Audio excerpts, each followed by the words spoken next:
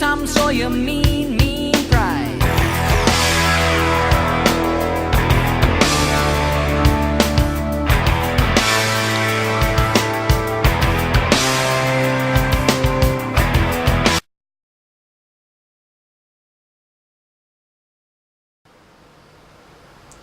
Alright guys, I'm back again and I'm coming to you once again from behind the camera for another recent pickups video.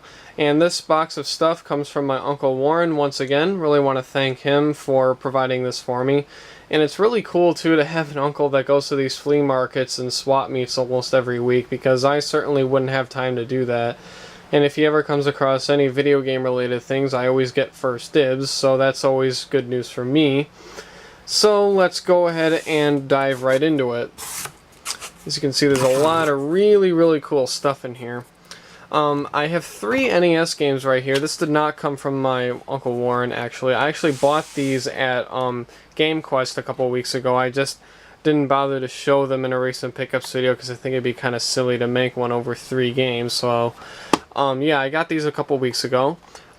Terminator 2 Judgment Day. Now I have both NES Terminator games.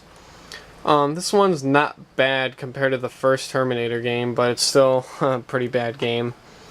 Nigel Mansell's World Championship Racing. It's a pretty cool game. I've heard of it on the Super Nintendo, and I didn't really know that there was an NES version out there, so I found this and decided to grab it. So, it's definitely a really cool racing simulator. And last but not least, we have Burai Fighter, which is a really cool side-scrolling shooter. If I could describe it, I actually haven't played it in about a week, so I can't really remember. But if I remember right, it was a lot like Ninja Gaiden meets Contra meets, what's the other game I'm thinking of? Meets Section Z for the NES, if you guys have ever played that. For some reason, it makes me think of those games, but if I remember right, this game was incredibly hard. So, if you can imagine Contra, Section Z, and Ninja Gaiden kind of mixed together, you get Burai Fighter. Might be a little tough to kind of imagine those 3 games mixed together, but it's the best way I could describe that. I've got 3 Super Nintendo games that I got from my Uncle Warren. This came in a lot of about a dozen Super Nintendo games, and I just decided to pick through it and just get the non-sports related ones, because these were like the only 3 non-sports games that I didn't have. So, of course, the red cartridge is Doom. I'm sure you guys recognize that right away. I always wanted to play the PC version of this because my dad talks about it all the time. He always said that back in the day he would play the PC version of Doom all the time. And I was inspired and I wanted to get the Super Nintendo version, and it's okay, but I mean, the PC version is the original, so it's got to be the best version, and I really want to play it one day. Maybe somewhere down the road I'll try to see if I can download it or get it somehow, but I really do want to play it.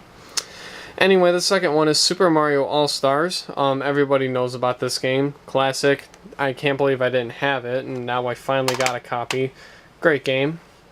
And the last one, Super Star Wars. This is a really common Super Nintendo game, and I really wanted to play it because I've seen a review of it by SNESman16, I think the YouTube channel is.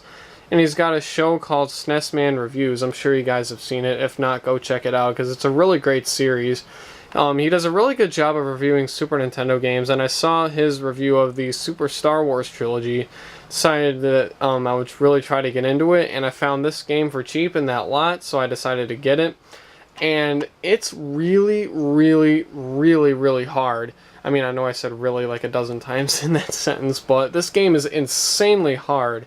You know, I can't even get past the land speeder stage. That's how hard it is. You know, I probably really suck, but, you know, I've heard a lot of people say the same thing about this game. It's really hard. Alright, and the rest is all an Atari 2600 lot. The first thing that you guys probably see besides the games in that system right there is this joystick. Only one joystick, however, but that's okay. This one's in good shape. The joystick itself is really nice. The button's a little bit sticky, but what do you expect from a controller that's 30 years old? It still works, but it could be in better shape, I guess. Power supply. RF cable, which I didn't really need because I have like a dozen of these things. And another RF cable, which once again don't really need because I have like a dozen of these things. And the system itself, this is an Atari 2600 Junior. I've always wanted one of these things, but I could never find it out in the wild.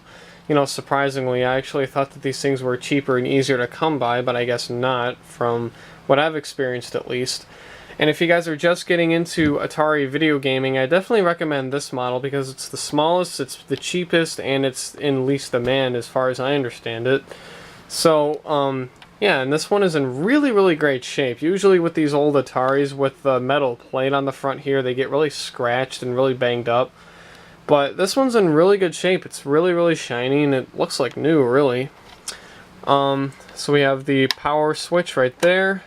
TV type, color, black and white right there, the cartridge slot, and the reset and select buttons. Sorry, that was reversed. This is select right here. That's reset right there. These buttons right here are kind of sticky. They're a little bit stiff. I probably need to open this and clean it, but everything works like it's supposed to. And on the back of it here, we have the RF plug right there, controller port, and the switches for the difficulty, the other controller port, and the power input.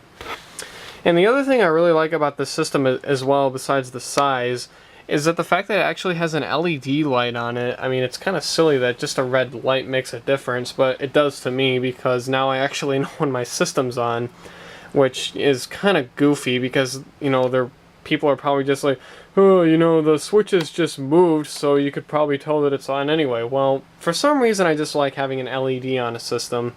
You know, it's just something we've taken for granted nowadays, but, you know, on the old Atari 2600s, it didn't have an LED. The fact that this one does makes me very happy.